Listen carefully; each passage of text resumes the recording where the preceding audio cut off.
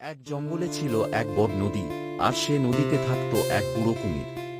কুমির খুব শান্ত স্বভাবের ছিল, কিন্তু তার মনটা কেমন যেন একা একা লাগত।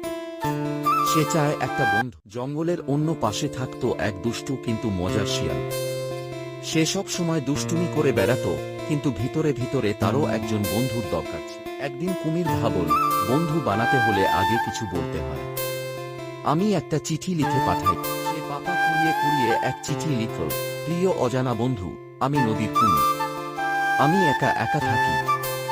যদি তুমি আমার বন্ধু হতে চাও, তবে নদীর পাড়ে এসো। শিয়াল ওই চিঠি পেয়ে খুব অবাক হল।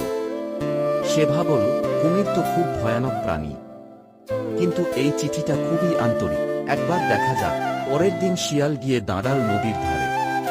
কুমির ততক্ষণে জলে ভেসে এসে বলল, তুমি কি আমার চিঠি পেয়েছ?